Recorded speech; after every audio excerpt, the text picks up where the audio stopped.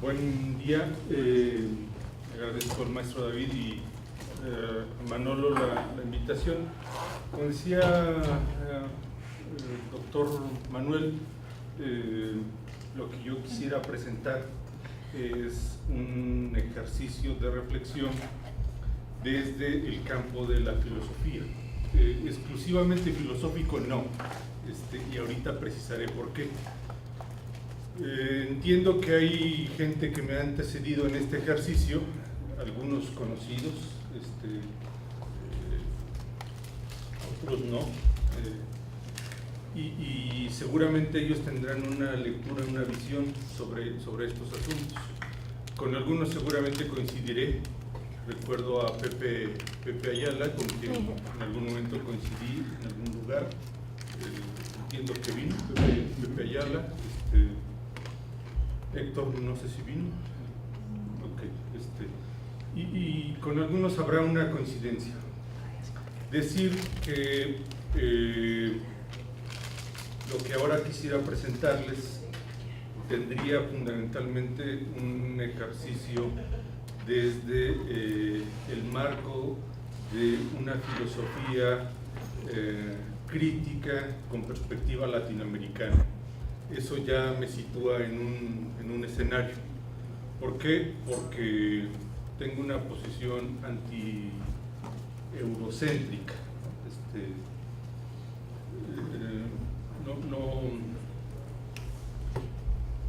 Pues todos los que estudiamos filosofía, al estudiar filosofía asumimos los patrones y los principios clásicos y convencionales. En la medida en que uno va madurando, uno va distanciándose de eso. Y es un poco lo que yo presentaré. Decir que lo que presento tiene que ver con una línea de investigación. Ya decía Manuel colabora con un servidor en el doctorado en Filosofía y Ciencias Humanas, es profesor del doctorado, y a mí me toca coordinar la línea de investigación de desarrollo humano, y yo abordo el tema desde la perspectiva filosófica. Luego entonces, desde ese marco, sin más preámbulo, podrán interrumpirme las veces que sea necesario. Si algo que voy señalando no es claro, me pueden preguntar tranquilamente, ¿no?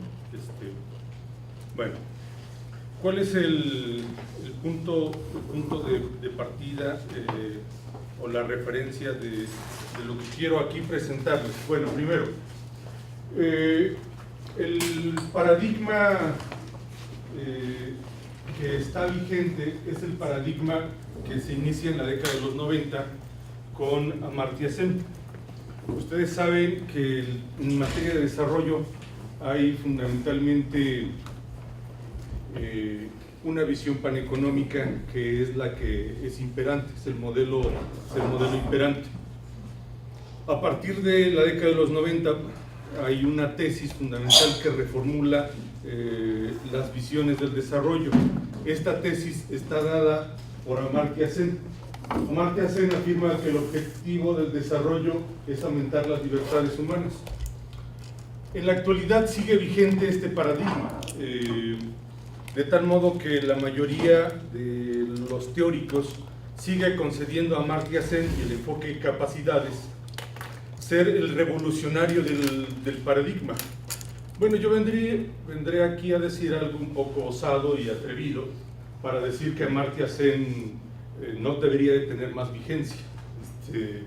¿Por qué? Porque el paradigma de Amartya Sen, el enfoque de capacidades de Amartya Sen, es un enfoque liberal, es un enfoque que debería de haber dado ya sus últimas, ¿no? Es un enfoque, en mi lectura, agotado. ¿Agotado en qué sentido? ¿Cuáles son algunos de los elementos de su agotamiento? Bueno, lo primero es que Amartya Sen es un bengalí, es un hindú que tiene una tesis fundamental. La tesis es el tema de la libertad, ¿no? considera que el desarrollo humano tiene que ver con agencia, es decir, con la capacidad de los seres humanos de hacer, ¿no? De decidir. Desde esa perspectiva, el enfoque de capacidades desarrollado por él consistiría fundamentalmente en la tesis de que lo que nos hace humanos es la capacidad de decidir, las libertades. Es un enfoque fundamentalmente liberal, ¿no? Es un enfoque liberal y es un enfoque fundado en una antropología pues que tiene sus raíces en la modernidad. Es una antropología que hay que cuestionar por sus supuestos y por sus implicaciones. En ese sentido, hay que decir que es el paradigma vigente que hay que cuestionar, ¿no? Ese sería como el primer elemento que quisiera señalar. ¿Desde dónde o cómo lo hago? Yo supongo que ustedes en su programa de maestría tienen la claridad de que todos los que hacemos investigación necesariamente tenemos que evidenciar desde dónde hacemos esta investigación. En este sentido, la investigación que yo hago supone pensar filosóficamente en la realidad. ¿Qué supone pensar filosóficamente en la realidad? Podría suponer muchas cosas. Voy a aclarar que para evitar lecturas equívocas de esto, pensar filosóficamente la realidad no solo supone una idea de pensar, sino de filosofía y también de lo que sea la realidad. ¿Qué estoy diciendo? Lo que estoy diciendo que pensar no es solo un ejercicio intelectivo. Pensar también tiene que ver con hacernos cargo de la realidad. No podemos pensar la realidad si no estamos dispuestos a encargarnos de ella, a resolverla. Quien la piensa en mucho porque quiere modificarla, porque quiere instaurar una praxis distinta. Y ahí ya está una acotación a lo que signifique pensar. Luego entonces, pensar la realidad. Bueno, la realidad, ¿cuál? Pues incluso esa de la cual no puedo tener dato hoy, de la realidad que fue, de la realidad que es, de la realidad que será. Pensar la realidad que será es un asunto fundamental para la filosofía. ¿Por qué? Pues porque vivimos en un mundo al que seguramente le estamos clausurando a nuestros hijos, sus hijos, mis nietos, seguramente posibilidades de desarrollo. En ese sentido, pensar la realidad tiene que ver también con eso, ¿no? con pensar la totalidad de la realidad. Esto da una idea de filosofía, que justo tiene que ver con esto. La filosofía no es un ejercicio de intelectuales, de eruditos. La filosofía es una disposición en la vida que supone que es algo más que un saco que me quito y me pongo ahora. La filosofía tiene que ver más con una actitud, con una disposición, ¿no? Con una disposición de escuchar las palpitaciones de la realidad. Eso sería la filosofía. Y si uno escucha las palpitaciones de la realidad, uno va a escuchar que en la realidad hay diversas ideologías. Hay ideologías positivas y hay ideologías negativas. Pero la tarea de la filosofía es fundamentalmente desideologizar. ¿Qué significa esto? Significa que la tarea de la filosofía es valorar las ideologías, ¿no? En algunos casos para catalizarlas, para impulsarlas, y en otros casos para negarlas, para cuestionarlas. De tal modo que justo lo primero que he hecho al iniciar esta exposición es señalar que en la noción de Amartya Sen hay una ideología, ¿no? Y una ideología que estoy cuestionando. La idea de que lo central son las personas. Como se verá al final de mi exposición, yo creo que lo central del desarrollo humano no somos los humanos, no somos las personas. La categoría persona es una categoría considerablemente equívoca, ¿no? Es una categoría que debería desaparecer, deberíamos de sacar de nuestros diccionarios por sus grandes limitaciones, pero está ahí, ¿no? Y hay que entenderlo. a la filosofía no solo le toca cuestionar, sino a la filosofía le toca crear. No podemos sin más descalificar. La filosofía no tiene una tarea soberbia de enjuiciamiento de la realidad, sino la filosofía tiene necesariamente una tarea creativa, de pensar la realidad y entonces reinventarla. Esa es una de las tareas fundamentales de la filosofía. ¿Cómo se hace este ejercicio de pensar filosóficamente la realidad? En diálogo con las ciencias sociales. El diálogo es importante. Esto ya supone varias cosas.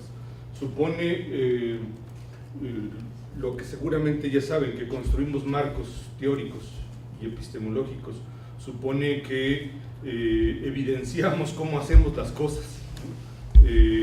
Y un principio fundamental de este diálogo es que la filosofía tiene que situarse más humilde frente a las ciencias.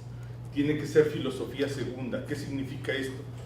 Significa que la historia de la filosofía la sitúa profundamente soberbia, ¿no? Como aquella que dicta rumbo, ¿no? Como aquella que enjuicia, ¿no?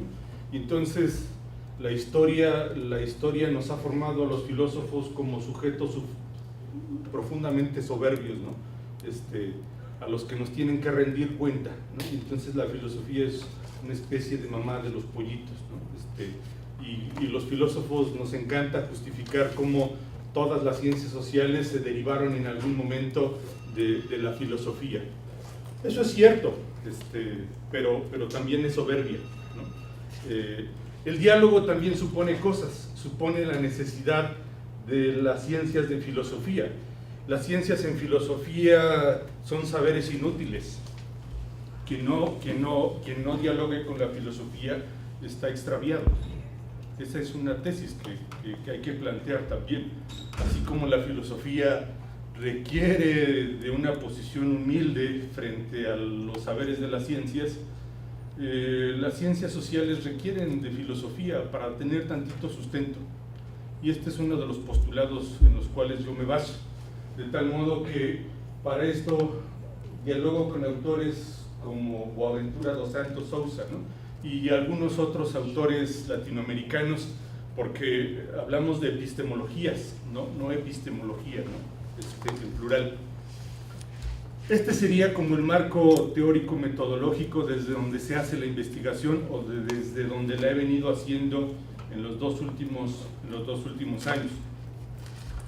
En este sentido, hay una pregunta fundamental que se impone cuando entramos al tema del desarrollo humano.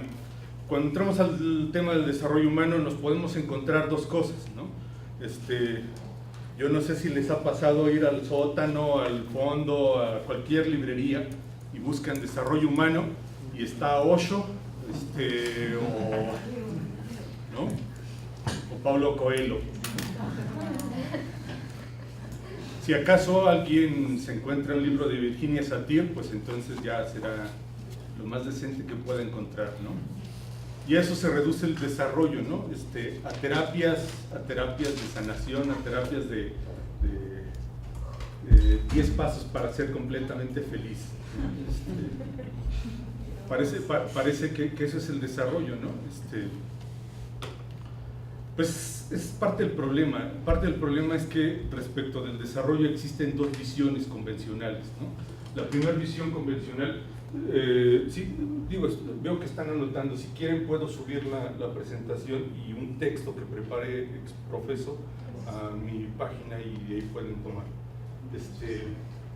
La primera visión pues es la visión paneconómica, ¿no? Que asocia el desarrollo con ingreso y crecimiento económico. ¿Por qué esta visión convencional del desarrollo es equívoca? Es equívoca porque cuando nosotros pensamos en términos de ingreso, no necesariamente lo que ingresa a nuestros bolsillos, a nuestras familias, se traduce en capacidades, en capabilities, como lo piensa Amartya Sen. No necesariamente el ingreso representa la traducción de libertades humanas o de agencia. Esa es la gran crítica que ha hecho Amartya Sen y que hay que reconocerle, ¿no? De tal manera que cuando nosotros pensamos en términos paneconómicos, el desarrollo, nosotros vamos a encontrarnos que el objeto del desarrollo es fundamentalmente el Estado, la nación, ¿no? El desarrollo se mide en términos per cápita, o de ingreso nacional bruto. En ese sentido, el problema frente al que estamos es justo lo que señala Amartya Sen, que las personas no se ven directamente beneficiadas, ¿no? El gran equívoco de la política pública de este país desde la década de los 80s, que se instauraron estos modelos, es justamente que todo se maneja en términos macroeconómicos, y la macroeconomía no necesariamente se traduce en términos de ingresos real para las poblaciones, ¿no? Es el primer problema, ¿no? El primer problema es, hay a la respuesta por el desarrollo, hay una idea de desarrollo que tiene que ver con ingreso, con crecimiento económico, y luego, segundo, hay muchos lados, no voy a decir algunas universidades como una en la que yo estudié, donde entienden el desarrollo en términos psicológicos, ¿no? El desarrollo tendría que ver con autodeterminación, autoproyección, autodefinición, autorrealización, ¿no? Y el gran problema frente al que estamos no es que el desarrollo sea eso, porque efectivamente el desarrollo es eso. El desarrollo tiene que ver justamente con la capacidad de objetivar, ¿no? Con la capacidad que tenemos los humanos de tomar conciencia de la vida y hacernos cargo de ella. El problema es cuando eso se reduce a canasta, ¿no? A juegos de canasta, ¿no? Cuando se reduce a autopercepción, ¿no? Este es un problema muy serio, ¿no? Sobre todo en muchas teorías psicológicas. En ese sentido, conviene decir que mi trabajo, mi investigación ha sido fundamentalmente leer, entender estas dos visiones y cuestionarlas, ¿no? Eso ha sido mi trabajo. Lo que yo le digo a mis alumnos, sobre todo de filosofía, es a la primera lectura, con una lectura, cuestionan a los autores. Le digo, a ver, calma. Si alguien se va a atrever a cuestionar a un autor, lea lo suficiente. ¿Quién nos da pilas para cuestionar a un autor a partir de un texto, de un paper, de un artículo? Eso no es posible. Si queremos ser realmente académicos, investigadores, tenemos que entender a los autores y luego, después de entenderlos, estaremos tantito autorizados a decir en qué creemos, suponemos que podrían estar equivocados. Eso me parece que es importante. Luego, entonces, ¿qué es una de las cosas que he estado haciendo? Una de las cosas que he estado haciendo es analizando la teoría económica. No me detendré en esto porque supongo que ustedes en este posgrado hacen estudio de esto, ¿no? Y no insultaré a sus profesores intentando explicar lo que han explicado ellos. Ustedes saben que hay diversas teorías, diversos enfoques.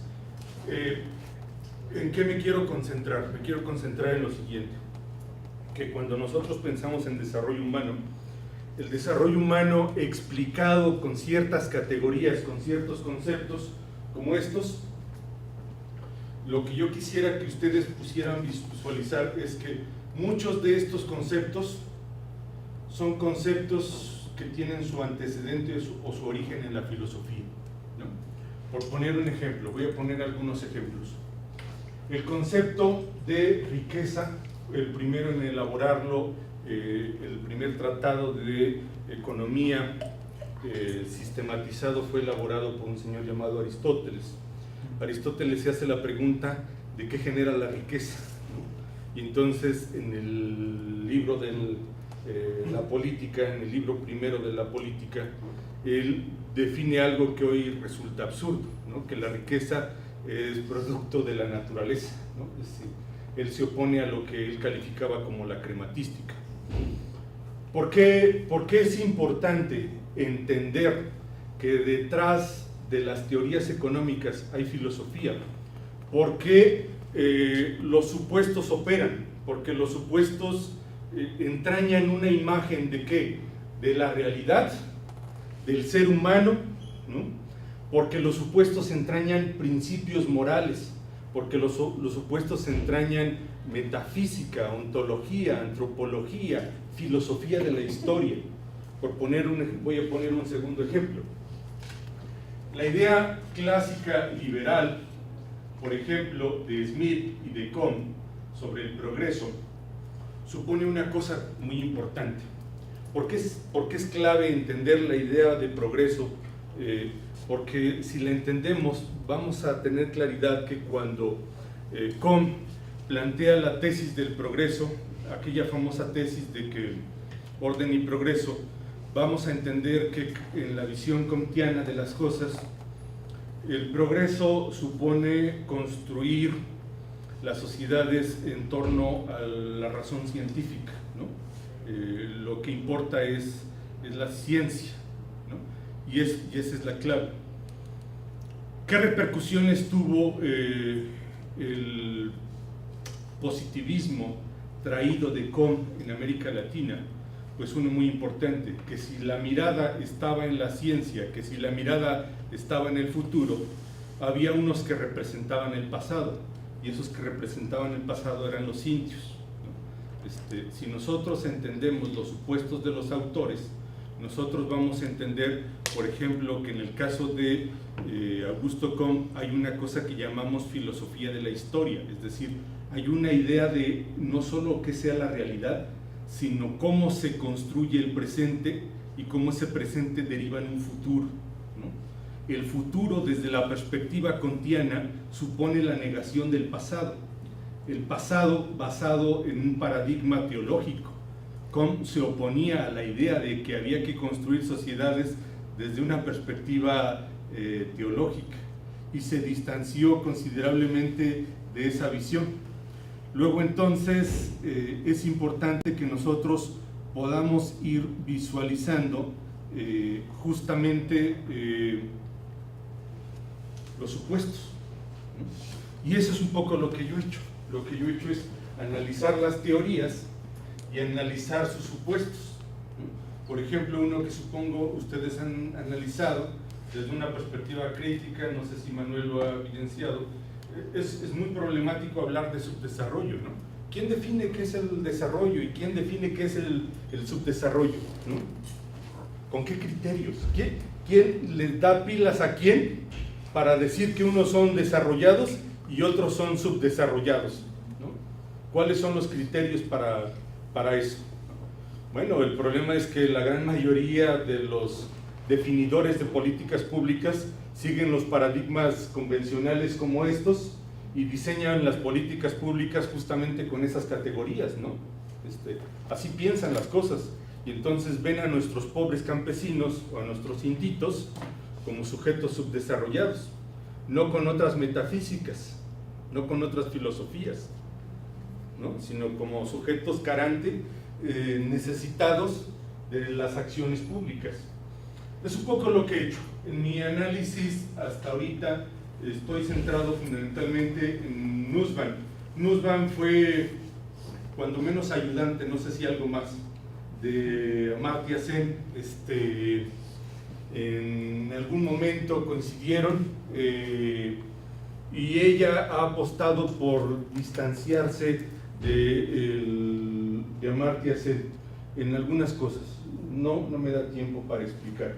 Y lo que he hecho es justamente esto, analizar cada una de las distintas teorías, estudiarlas y ir analizando las categorías, la filosofía que subyace. No me detendré en eso porque creo que me quedan 15 minutos más o menos. Luego entonces, ¿qué es importante hacer? Lo que es importante hacer es ir complejizando qué se entiende por desarrollo, y uno va a encontrar que hay distintas visiones paneconómicas, psicológicas, biologicistas, naturalistas, individualistas, masificadoras. Lo que yo he hecho es una cosa que en filosofía llamamos análisis filológico. El análisis filológico consiste en un análisis que tiene como punto de partida la etimología, para demostrar cómo cada una de las categorías tiene un conjunto de supuestos, un conjunto de implicaciones. En eso ha consistido fundamentalmente mi trabajo. de tal manera que una vez que yo me hago esta pregunta de qué es el desarrollo humano, lo primero en lo que yo voy a afirmar es que el desarrollo humano es una noción polisémica y equívoca. ¿Por qué? Pues porque no hay una idea de desarrollo humano, no hay una noción de desarrollo humano. Y lo más fácil para los definidores de políticas públicas es adscribirse a lo convencional o los paradigmas vigentes. Ese es el gran problema frente al que estamos, que hay tantas nociones de desarrollo que somos incapaces de siquiera medirlo. Y el problema no solo está en la categoría de desarrollo, sino en la categoría de humano. Si yo les preguntara aquí, no sé cuántos somos 20 más o menos, ¿qué es lo humano? Saldrían 20 definiciones de lo humano. El trabajo que yo he hecho es preguntarme, a ver, ¿qué entendía Piaget por lo humano? Cuando Piaget dice que el desarrollo del niño, esto, ¿qué está en la mente de Piaget? Cuando Amartya Sen está pensando en lo humano y dice que la persona, ¿de dónde deriva su idea de persona? Cuando piensa en libertad, ¿de dónde viene esa noción? Mi análisis ha consistido justamente en eso, en ver los fundamentos filosóficos de estas visiones. Espero estar siendo claro en lo que digo. De tal modo que entonces la equivocidad del término desarrollo pues evidencia un asunto de complejidad, donde los enfoques entrañan un conjunto de límites, y no solo hay límites, sino el problema frente al que estamos es una instrumentalización, una instrumentalización que hoy nos debería de exigir reconceptualizar el desarrollo, pero yo no soy de los que dicen utilicemos otras palabras, ¿no? El otro desarrollo, el postdesarrollo, el transdesarrollo. Yo digo, ya dejémonos de esas categorías, porque esas categorías solo terminan parchando las cosas. Inventemos nuevas categorías, ¿no? Generemos otras categorías que superen justamente el problema frente al que estamos, ¿no? ¿Cómo se puede hacer eso? Eso se puede hacer en la medida en que nosotros analizamos un poco filológicamente el desarrollo. La palabra desarrollo viene de un prefijo y un sufijo, dis rotulus, que significaría desenvolver o desenrollar. Es curioso que cuando uno platica con psicólogos o cuando uno platica con políticos, economistas, normalmente creen que el desarrollo tiene que ver con incrementum, ¿no? Con progreso, pero normalmente no se entiende esto de desenvolver. El desarrollo tiene que ver con dissolve, es desarrollar, quitarlo enrollado. Quitarlo enrollado, desarrollar tendría que ver con hacer que las cosas fluyan, que las cosas cobren su cauce, ¿no? Eso tendría que ver el desarrollo. Si eso lo llevamos al tema de lo humano, entonces un humano desarrollado sería un humano suelto, un humano que camina con soltura, ¿no? Alguien que puede moverse autónomamente. Eso sería el desarrollo. Entonces hay que complejizar esto. ¿En qué va mi investigación? Y lo explico rápidamente, no me va a dar tiempo para... ¿Cuánto tengo? ¿Unos 10 minutos? 15 minutos. No me voy a detener porque el tiempo me consume, pero ya podría luego profundizar a partir de sus preguntas. ¿En qué voy? Bueno, tengo claro que lo que estoy haciendo es pensar filosóficamente el desarrollo. Y en lo que voy es en la reformulación de la pregunta. La pregunta que me he hecho en los últimos 6 meses es ¿qué es el desarrollo desde una visión ecosistémica? ¿Qué significa esto? Significa que he encontrado pues que lo humano y la realidad es parte de un gran ecosistema, ¿no? Esto me ha llevado a muchas cosas. Por ejemplo, a analizar la antropología que está detrás de las teorías. Y esto me ha hecho ver las limitaciones de las teorías. La mayoría, por ejemplo, de las teorías psicológicas tienen un problema. Todas las teorías psicológicas, salvo 2 o 3, por ejemplo, las teorías sistémicas, piensan el ser humano desde una perspectiva individual, en términos del self, del yo, ¿no? ¿Qué problema hay en eso? Pues mucho, que los humanos no somos solo self, no solo somos yo, ¿no? Si nosotros explicamos al ser humano desde una perspectiva antropológica, nosotros vamos a encontrar, por ejemplo, una explicación ontogenética del ser humano nos llevaría a ver cómo el hecho irremediable de que el encuentro casual, amoroso o como sea de nuestros progenitores implica la unión de dos células, ¿no? La fecundación de un óvulo por un espermatozoide supone la unión de 2 células distintas. Esa unión es la base biológica de la sociedad. La configuración de una estricta individualidad supone la aversión de 2 realidades, ¿no? Un masculino y un femenino. En ese sentido, nuestra individualidad no es exclusivamente self, no es exclusivamente yo. En cada individuo están presentes los otros, ¿no? En ese sentido, las teorías psicológicas tienen un problema muy serio porque normalmente no explican al individuo, al ser humano, en términos de una realidad sistemática, y por ahí hay que empezar con muchas teorías. ¿Quiénes son algunos de los que sí lo hacen? Pues las teorías, las psicologías sistémicas, ¿no? O las terapias sistémicas. ¿Qué es lo que hay que hacer? Lo que hay que hacer es, bueno, primero me fui por analizar las teorías culturales del desarrollo, que supongo han visto o han revisado esto. Como educador, pues siempre pensé en las teorías educativas, Vygotsky, Luria, todos estos que plantean el tema del desarrollo, pero la verdad sentí que ya les había dedicado mucho tiempo. Luego entonces, una de las cosas en las que empecé a entrar fue en revisar visiones decoloniales, ¿no?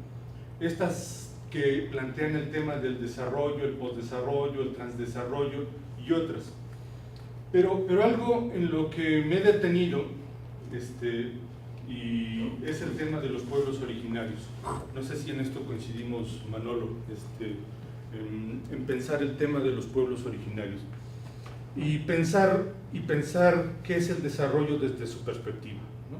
Cuando uno analiza, por ejemplo, el mundo rarámuri, uno entiende que el mundo rarámuri es una sociedad no solo no capitalista, sino anti-acumulación, ¿no? La lógica de los rarámuri es una lógica donde el mundo rarámuri no se explica en términos de yo, no existe la categoría yo. Entonces el desarrollo no podría ser pensado en términos de mi desarrollo, ¿no? Ni el desarrollo de él o tu desarrollo. Lo único que existe en este pueblo, como existen en otros pueblos, como el pueblo Tojolabal o otros muchos pueblos, ¿no? Existe la palabra nosotros, ¿no? En ese sentido, pensar el desarrollo desde el nosotros, desde una categoría nosotros, ya tiene otros supuestos y tiene otras implicaciones. Si nosotros pensamos el desarrollo con unas lógicas de no acumulación, sino de lógicas de gratuidad, ¿no? Donde lo mejor que puede pasar a un humano es la presencia de otro humano en su vida, eso lo podemos constatar en la medida en que nosotros vamos al mundo de la Tarahumara y llegas al mundo de la Tarahumara como buenos occidentales y quieres entrevistar y quieres preguntar, llevas tus pinches los instrumentos y no sirven de nada, ¿no? ¿Por qué? Pues porque el rarámuri, te sientas 1 hora, te sientas 2 horas, 3 horas y no pasa nada, no sucede nada. O sea, son 5 horas, el día completo, y no te dijo una palabra, En ese sentido, ahí aprendes que una categoría fundamental es estar y otra es escuchar, ¿no? Es decir, son metafísicas, son antropologías distintas, ¿no? El desarrollo no tiene que ver con el sacar, ¿no? El hacer, ¿no? Sino con el recepcionar, ¿no? Una cosa que es muy importante en el mundo rarámuri es, pues si llega un rarámuri a tu casa, no solo le van a preguntar a Manolo para qué quiere una cámara tan grande, 2 cámaras, cuando se muera no se va a poder llevar la grande, solo se va a poder llevar la chica, ¿para qué quiere 2? ¿No? Es decir, es una lógica anticapitalista, ¿no?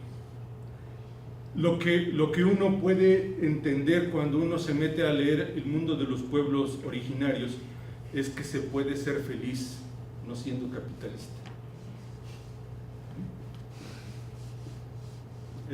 Es posible ser humano con otras lógicas, ¿no? Es posible vivir sin lo que creemos fundamental en el mundo occidental. Y es un poco lo que ahora estoy haciendo. ¿A qué me ha llevado eso? Eso me ha llevado 5 minutos y termino. Eso me ha llevado a algunas cosas. A nivel filosófico, yo sigo pensando que hay mucha tarea por desideologizar, por establecer diálogos honestos, diálogos humildes, porque también hay ciencias que son profundamente soberbias. Hay campos disciplinares que se sienten que ya les llegó la adivinación. Hay que reconceptualizar. Yo creo que hay cosas en las que es posible reconceptualizar, pero hay cosas en las que no. Hay que inventar nuevas categorías. Yo vengo pensando 2 categorías, realización y convivencia, como categorías sustitutas de la categoría desarrollo. Yo creo que es posible pensar el desarrollo como realización, ¿no? ¿Por qué es importante? Porque, por ejemplo, en el caso de muchas teorías psicológicas como de Maslow o como de Rogers, que son las que más dolor de cabeza me han provocado, no creo que los humanos nos realicemos por la autorrealización. Son visiones burguesas del desarrollo. ¿Qué otras cosas creo que es importante? Hay que construir una antropología filosófica que supere la antropología judeocristiana. Perdón si esto ofende a alguien que tenga una tradición judeocristiana, pero la tradición judeocristiana nos ha hecho mucho daño. La tesis que afirma al ser humano como el centro, como el señor, como el gobernador, es una tesis muy perversa, muy dañina, que hay que acabar. Hay que ponerle fin a esas antropologías racionalistas y personalistas que sitúen al ser humano, que lo sitúan como centro, ¿no? Es esta imagen. No somos el centro, no somos el referente, no somos imagen de una realidad perfecta, no lo somos. En el campo de las ciencias hay que investigar y establecer diálogos multidisciplinares, transdisciplinares e interculturales. Uno de los autores que estoy revisando para esto es Raúl Fornet Betancourt, un cubano radicado en Alemania. Yo creo que es posible alzar una noción de desarrollo, una visión universal situada. Es decir, si hablamos de humanos, los humanos compartimos una base biológica común, ¿no? Y entonces el desarrollo humano tiene que ser pensado para los humanos. Pero situada significa que la dimensión sociocultural tiene implicaciones ¿para qué? Para pensar que hay cosas específicas a cada cultura. Cada cultura tiene que determinar qué es lo que le desarrolla, ¿no? Esto es importante. Pensar políticas públicas desde visiones globales, universales y ecosistémicas que superen el paneconomicismo y los límites del enfoque. Me da mucho dolor de cabeza cuando leo uno de esas políticas públicas de la sostenibilidad y la sustentabilidad, porque son absurdas en sus supuestos.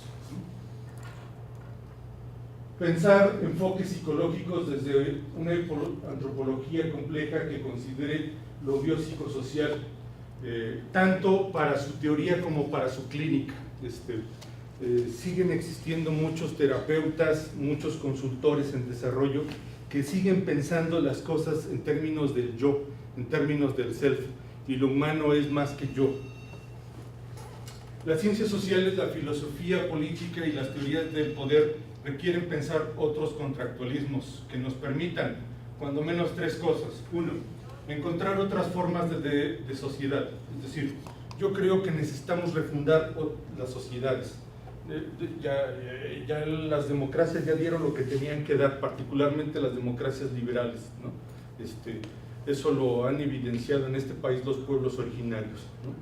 Particularmente desde qué perspectiva, con enfoque de género. Y cuando digo aquí enfoque de género, tengo que decir de manera clara que los estudios de desarrollo nos demuestran que las mujeres, las lesbianas, los homosexuales, los transexuales y lo que le sigue, son las personas con menos posibilidades, menos condiciones para desarrollo.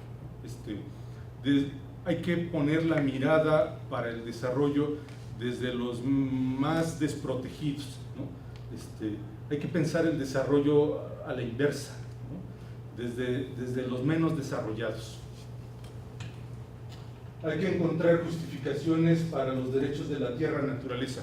Yo creo que el desarrollo humano no se explica al margen de la consideración de los derechos de la realidad, no solo de la tierra, sino de la realidad. La realidad tiene derechos y creo que es necesario encontrar justificaciones para los derechos de los animales no humanos. Los humanos dependemos de otras realidades, incluyendo los animales no humanos.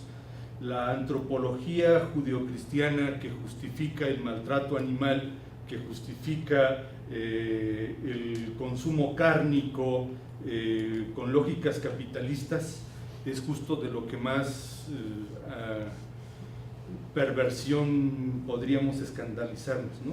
Por las lógicas que supone ese capitalismo. Bueno, no sé si...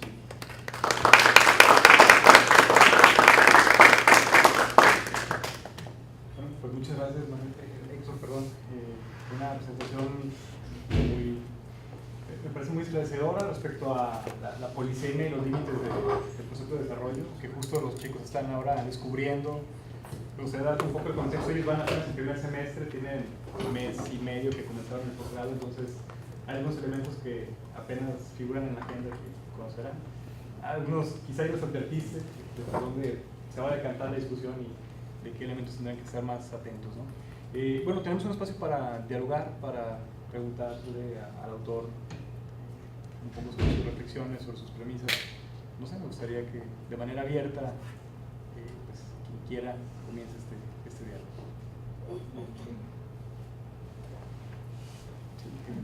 Alcanzaste a mencionar muy brevemente el tema de la categoría persona y decías que debe de ser quitado, ¿no? Eliminado. Y bueno, ha sido un concepto que se ha preconizado como sobre todo en las democracias y en sus orígenes, es jugar un rol, un papel, construirse a sí mismo y demás. La pregunta es eso, o sea, si podrías como profundizar en por qué, o sea, por qué es una categoría que es cuestionable o crítica o que debería de ser omitida. Supongo que recuerdas que uno de los artífices de esta categoría que hoy sigue vigente es Immanuel Kant, ¿no? Cuando dice Kant que todo vale y solo hay algo que no vale, dice que eso es la persona, ¿no? Y dice que, ¿por qué? Porque merece dignidad. Todo es sujeto de valor, menos el ser humano. ¿Es cierto eso? ¿Es cierto que todo es sujeto de valor? ¿Se justifica una lógica? O sea, ¿qué representa a Kant? Kant no es una justificación no solo del racionalismo, sino de una lógica liberal, ¿no? A la cual a todo le podemos poner valor, ¿no? Menos a nosotros. ¿Es cierto? ¿Es cierto que solo nosotros poseemos dignidad? ¿No? No es cierto. Esa es una de las razones. Otra de las razones es, esta categoría de persona es una categoría griega, y su antecedente está en el mundo griego. Y ser persona tenía que ver fundamentalmente con alguien que puede salir de sí y actuar, ¿no? Realizar cosas. Pero su máximo problema no está en el mundo griego, sino en el mundo medieval. En el mundo medieval hay distintos tipos de personas. Hay personas humanas y hay personas divinas, ¿no? Hoy en muchas cosmovisiones religiosas siguen creyendo que existen personas, ¿no? Y siguen existiendo muchas teologías que justifican que nos convertimos en persona justo cuando transitamos estos rituales de paso, ¿no? En el mundo, en la cosmovisión cristiana, se es persona, se es hijo de Dios cuando se transita el ritual del bautismo, ¿no? Y eso pasa en otras cosmovisiones. En ese sentido es una categoría limitativa. ¿Por qué? Porque hay sujetos humanos que no son personas, ¿no? Y que consecuentemente no tienen dignidad. Voy a meter un tema polémico, pero ahí va. Por ejemplo, hoy las lógicas proabortistas tienen esa justificación, ¿no? Es una categoría que les genera a ellos mismos problemas, ¿no? Porque se justifica el aborto en la medida en que no es persona. Solo para decir las limitaciones de la categoría.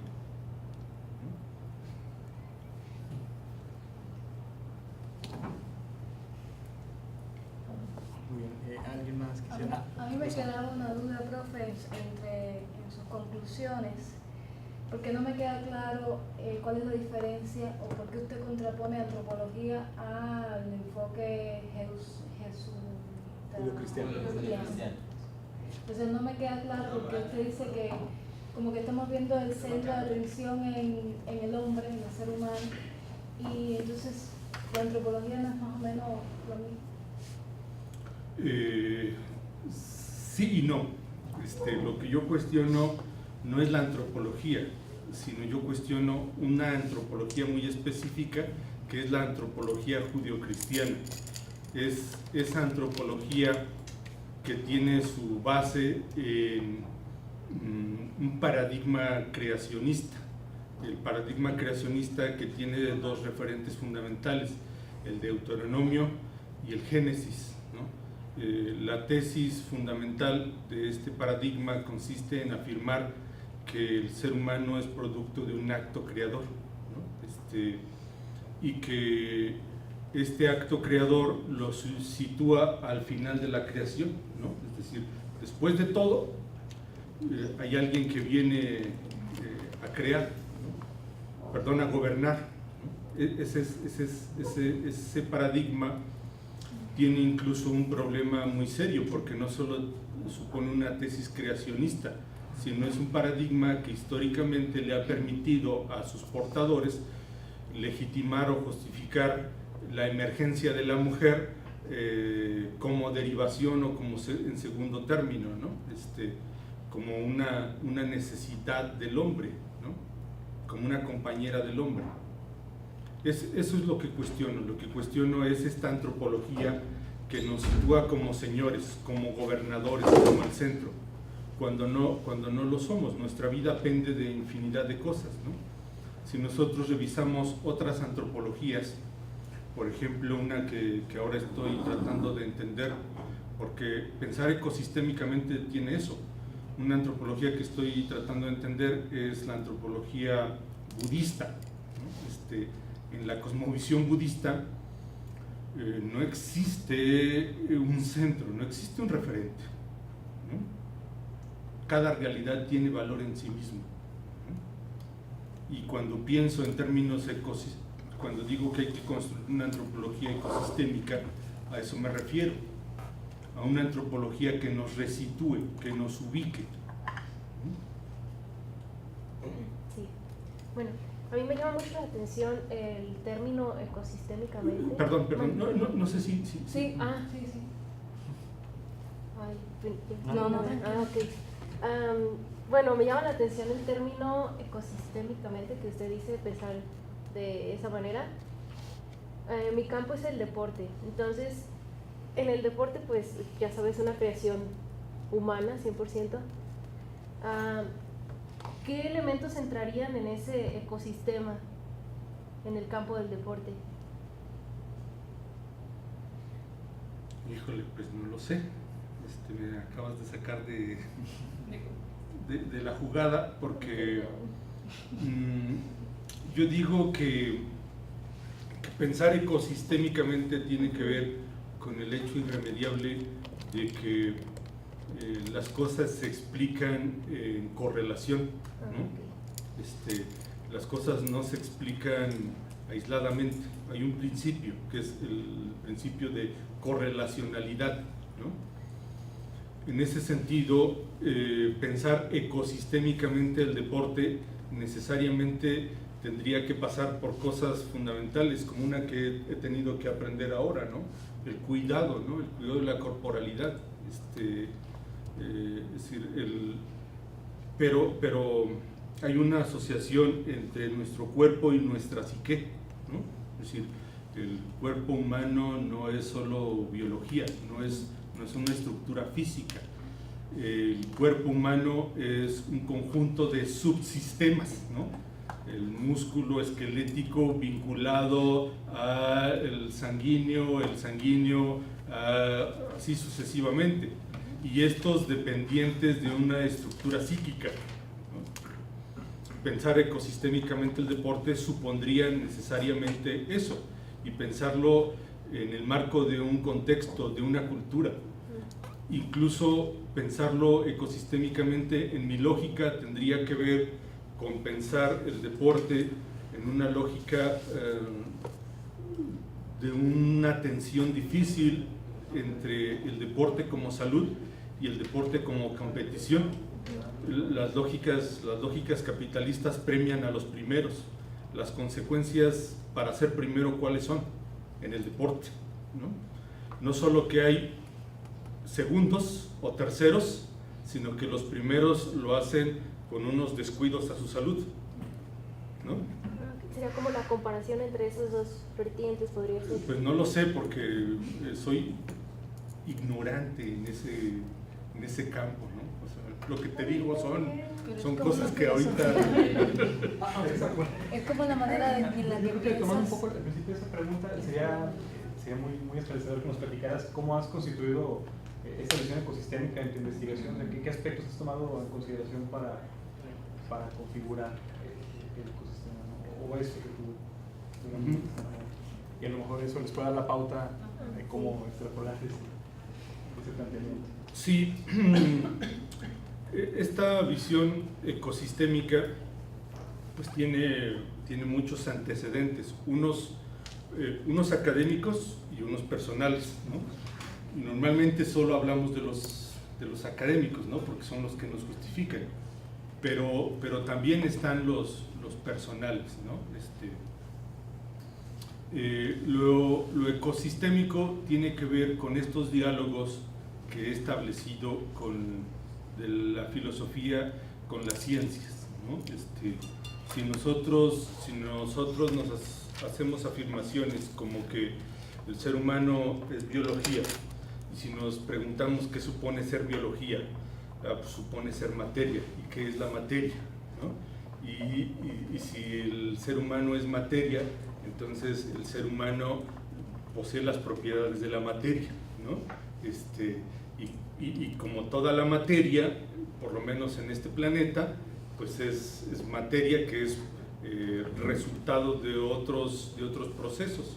Como toda la materia no se destruye, solo se transforma, ¿no? El antecedente de toda la materia en este planeta pues necesariamente tiene que ver con el sistema solar, ¿no? Y nuestro sistema solar tiene que ver pues con nuestra galaxia, ¿no? Y nuestra galaxia con el cúmulo de galaxias. Es decir, uno aprende a pensar correlacionalmente, ¿no? Uno aprende a ver que las cosas no son entidades aisladas. Cuando uno encuentra, como yo he encontrado, límites en el paradigma paneconómico, y eso me ha forzado a ir al paradigma psicológico, y del psicológico a paradigmas decoloniales, entonces uno va encontrando que las cosas no solo guardan correlaciones, las cosas se vinculan, las cosas se explican, la realidad no se explica en y por sí misma, ni sola ni aisladamente, ¿no? Uno de los supuestos fundamentales para pensar ecosistémicamente tiene que ver con la teoría de la relatividad. La teoría de la relatividad de Einstein nos dice que toda la realidad es respectiva, ¿no? ¿Qué significa eso? Significa que en la medida en que yo estoy respirando ahora, estoy consumiendo más oxígeno que el que ustedes consumen, ¿no?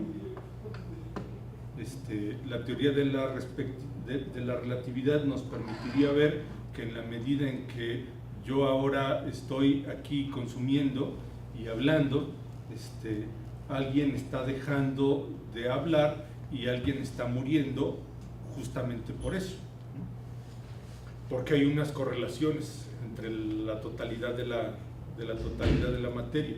La teoría de la relatividad es uno, otro de las bases es Javier Zubiri, aunque con Javier Zubiri me he distanciado últimamente. Javier Zubiri tiene una filosofía que se llama la inteligencia sentiente. Él es uno de los autores que más me ayudó a pensar las cosas en términos de respectividad. La realidad es respectiva. Ahí hay cosas, pero últimamente creo que no se necesita ser zubiriano para llegar a esas lumbreras. El pueblo purépecha, los huicholes, tienen una visión ecosistémica, y no necesitaron escribir grandes tratados, ¿no? O sea, uno llega por la academia y te topas con que hay otros saberes ancestrales que ya tienen esas visiones mucho antes de que a nosotros se nos ocurrieran, ¿no? Yo quisiera decir que, a propósito de la pregunta, a mí me parece que ustedes vienen a estudiar una maestría que supone un ejercicio de especialización, de profundización en una cierta temática y en desarrollar capacidades para hacer ciertas tareas, ¿verdad? De una cantidad de tareas que puede hacer cada uno y cada una que fueron aprendiendo en la licenciatura. Y entonces hacer una maestría supone entonces un proceso de especialización y de particularización y de construir un cierto marco teórico muy específico, ¿sí? Y que se llama deporte, mi tema es el rural, o mi tema es el de los chavos, o el de los jóvenes, o mi tema es el de las mujeres, o mi tema es el de mujeres rurales. Y entonces lo que está planteando Héctor, y que de una u otra forma hemos venido revisando, es que pues resulta que no venimos a hacer eso, ¿verdad? Se supone que eso tendría que ser, y esa es la idea o el pensamiento o el esquema de formación dominante.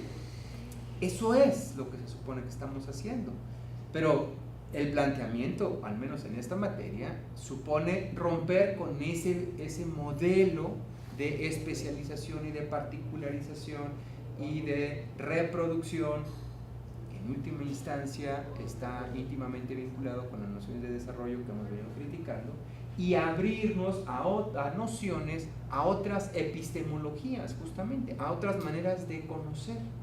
En todo caso, lo que tendría quizás para tratar de parafrasear este pensamiento ecosistémico que plantea Héctor, en todo caso la pregunta tendría que ser, bueno, ¿y por qué piensas en términos de deporte? ¿Y por qué no piensas en términos de actividades sociales o humanas, ¿verdad? En un contexto mucho más amplio.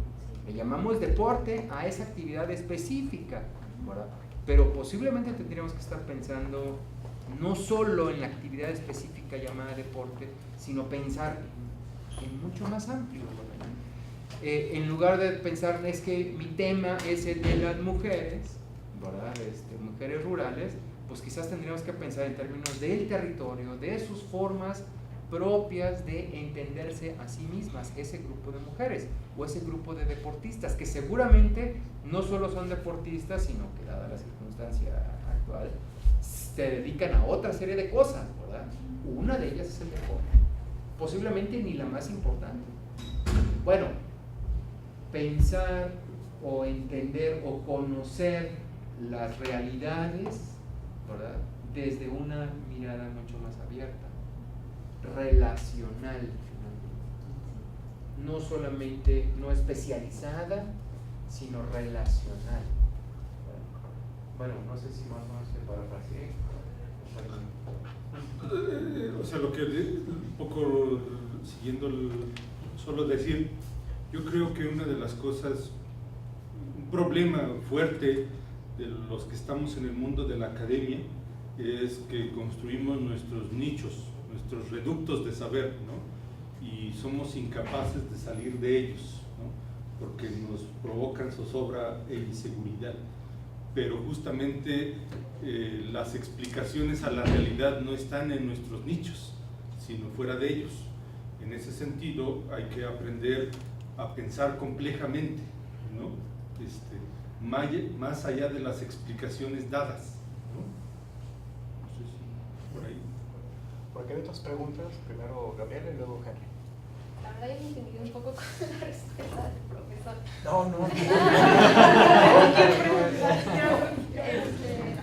Bueno, igual lo entendí un poco como el desarrollo humano que usted plantea, como Que tú planteas verlo como un desarrollo en común o colectivo, más o menos, desde un plano más equitativo, ¿no?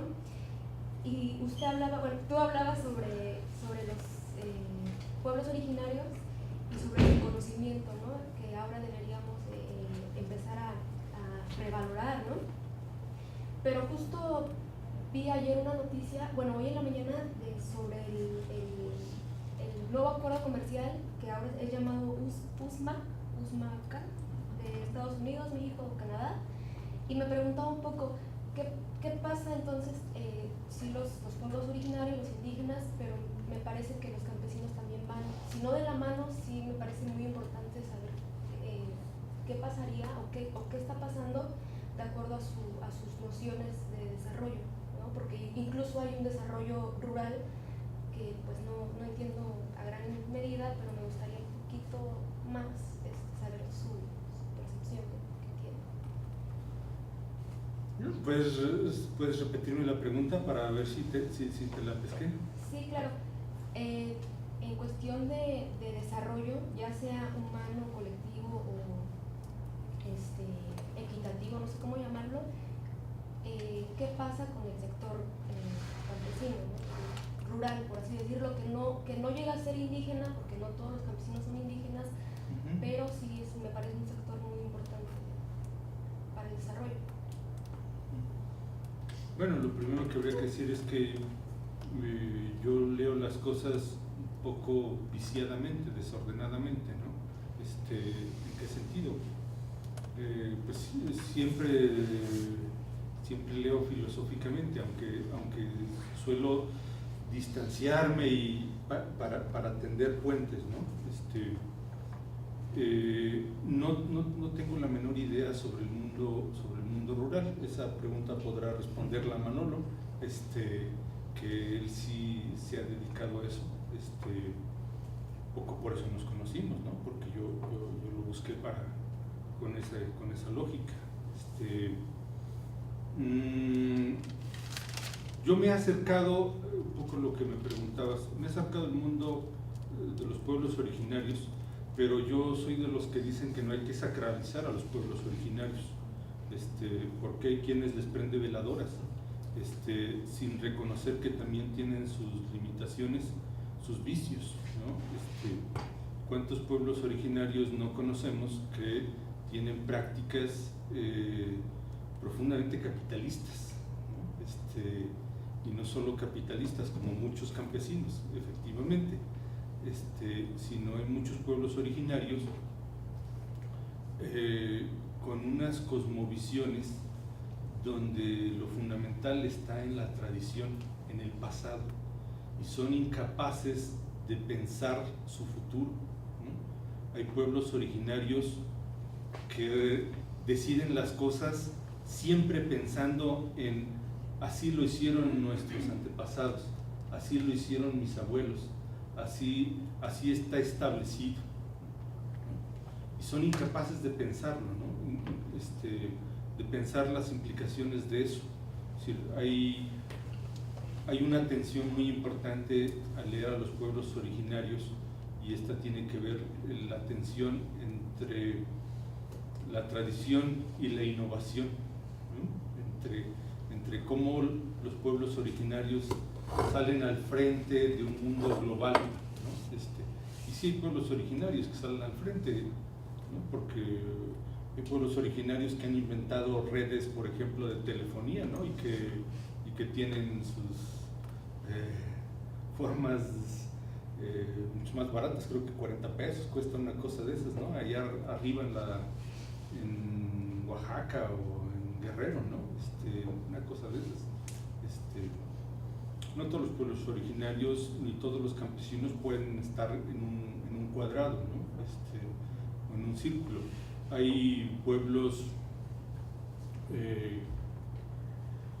campesinos, a ver si no digo algo que me tenga que corregir la plana luego acá Manolo, que tienen un profundo arraigo en tradiciones, pero que han sido incapaces de leerlas, ¿no? Y que han sido incapaces de leerlas, y eso los ha estancado, ¿no? ¿Por qué? Porque se oponen a la tecnología sin reconocer que la tecnología es una solución, es una respuesta a la realidad, ¿no?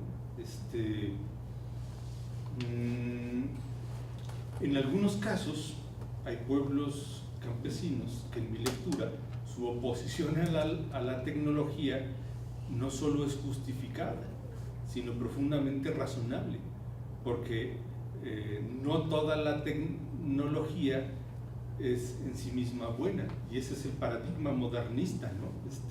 Creer que realidad más tecnología es igual a, ¿no? Eso no siempre se cumple, ¿no? Es un campo que me resulta desconocido, pero lo poco que logro entender es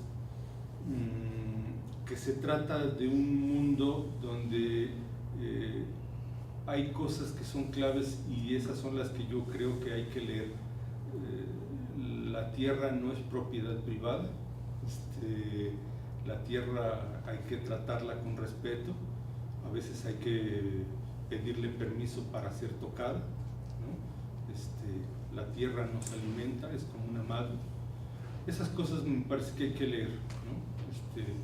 Y hay que cuestionar otras, ¿no? Hay mundos campesinos que no son tan distintos de los occidentales en sus lógicas de asimetría, justifican asimetrías, ¿no? Muchas desigualdades sociales, ¿no? Particularmente para mujeres, ¿no? O sea,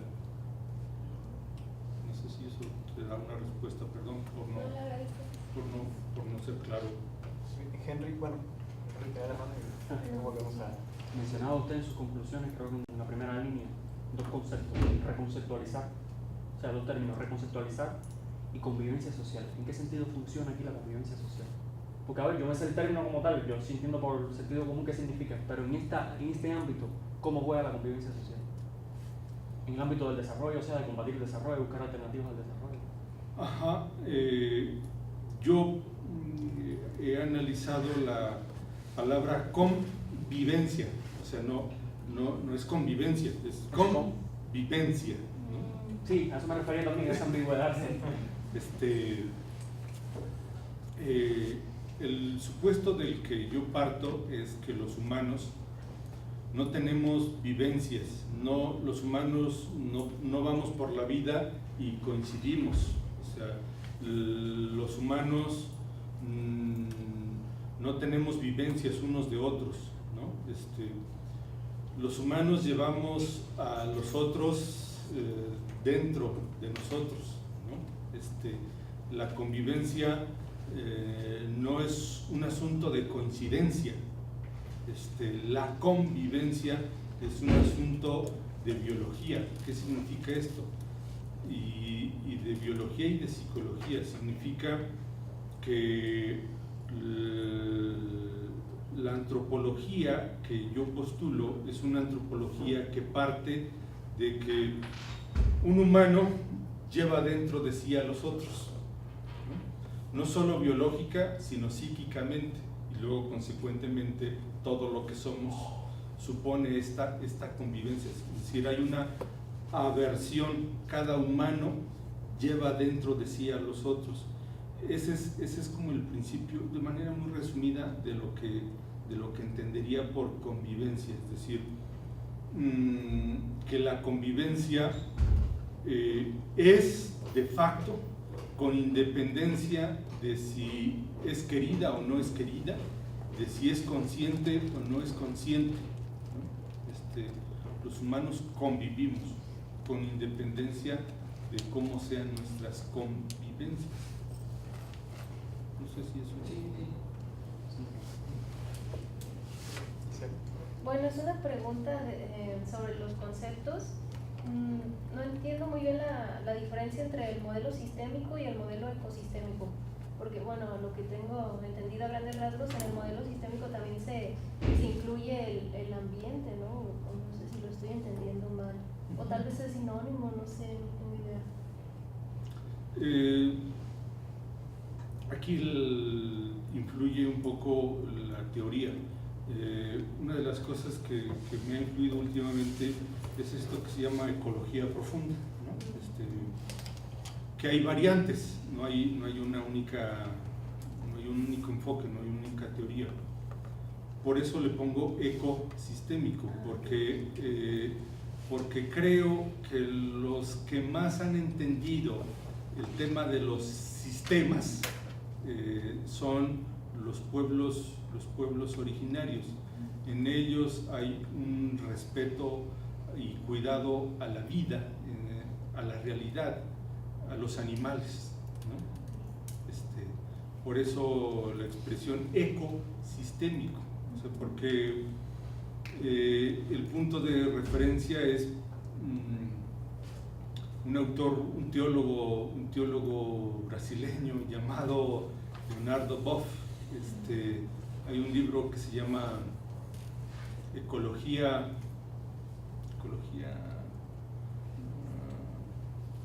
bueno, prometo, ¿eh?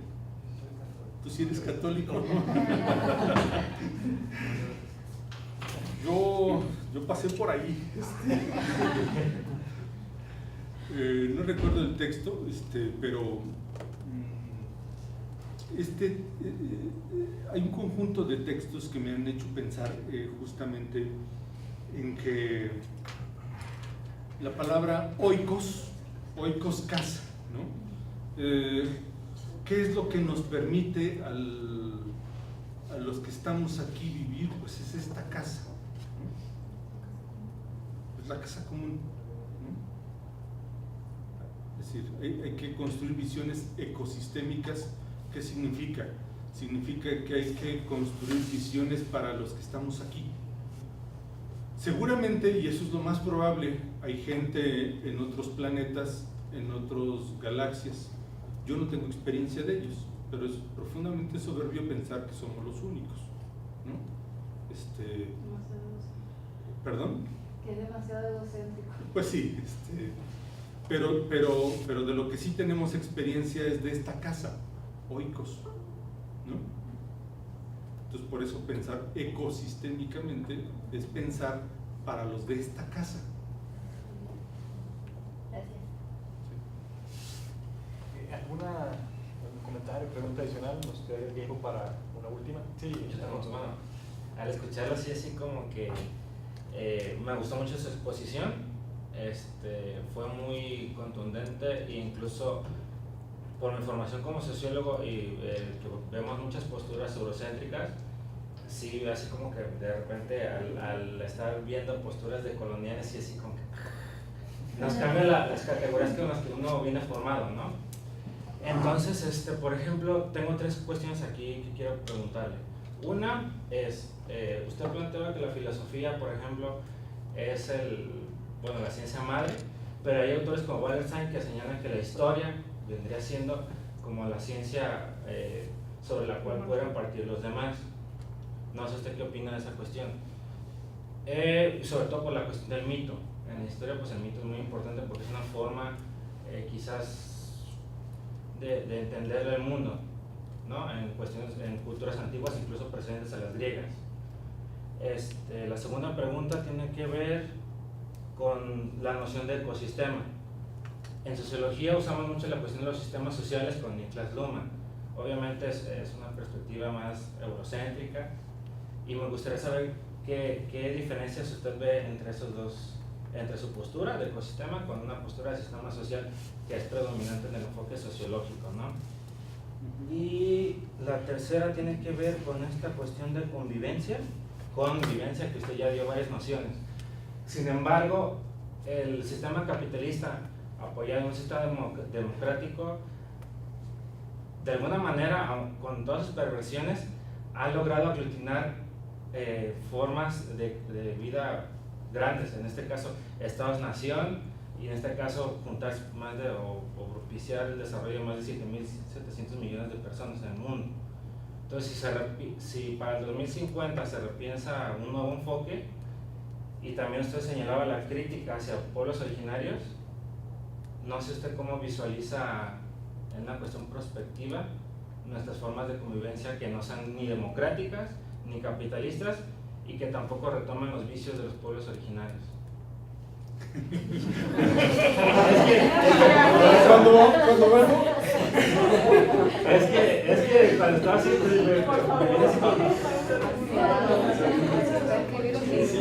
Bueno, aquí Manuel dice que dentro de 15 días. No sé, es que, perdón, es que sí me vino a remover muchas cuestiones. Bueno, voy a ser breve porque creo que estamos sobre el tiempo. Sobre lo primero, decidí entender eso, yo no fue lo que pretendí dar a entender justamente lo contrario. No postulo una posición soberbia de la filosofía, postulo una filosofía segunda. ¿Qué significa? Significa que la filosofía tiene que hacerse de manera segunda, es decir, a posteriori los saberes de las ciencias, ¿no?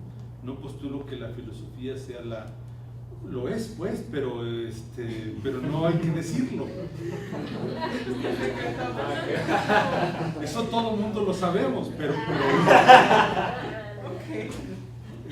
no, o sea, lo que yo postulo es un diálogo, ¿no? Un diálogo entre iguales. Un diálogo donde incluso he dicho una cosa, que no lea, los científicos sociales que no lean filosofía tienen saberes insuficientes y limitados, ¿no?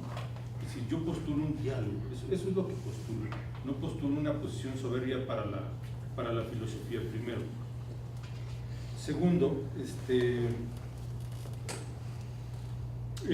yo no he construido mi noción, justo a propósito de lo que decía Manolo, centrado en una perspectiva.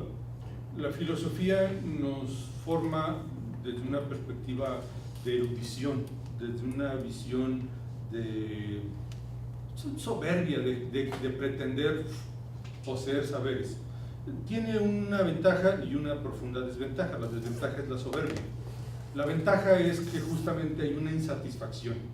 Esa insatisfacción a lo que nos lleva es justamente a buscar otras explicaciones, porque todas nos parecen insuficientes. Yo tuve una formación en ciencias sociales y ahí leí a Luhmann. Luhmann me parece uno de los teóricos más importantes, pero lo que Luhmann no logra explicar, lo explica Gregory Bateson. Lo que no explican ni Luhmann ni Gregory Bateson hay que preguntárselo a Einstein, y lo que no explican ellos hay que preguntárselo a los mitos, a las cosmovisiones de los pueblos originarios, quienes tienen visiones ecosistémicas más complejas, ¿no? En sus mitos, por ejemplo, en un mito fundamental como el del mundo huichol, ¿no? Donde el principio de todo tiene que ver con el mar del cual emergemos y al cual volvemos, ¿no? como polvo de estrellas.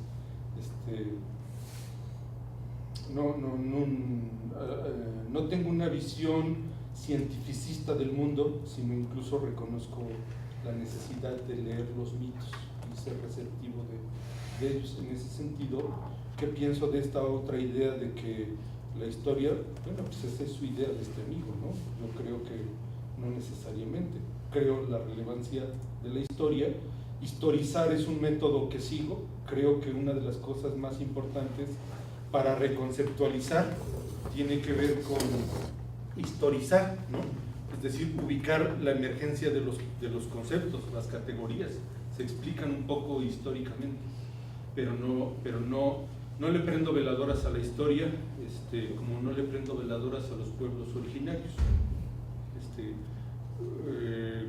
Hay que aprender mucho de ellos. No veo un futuro, un país sustentado en las cosmovisiones de los pueblos originarios, porque no lo somos occidentales, ¿no? O mestizos.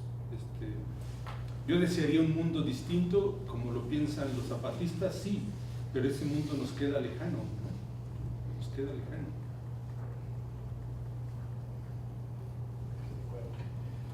Bien, pues gracias. Te agradezco mucho, doctor. Gracias a ustedes. Muy Gracias. interesante. Gracias.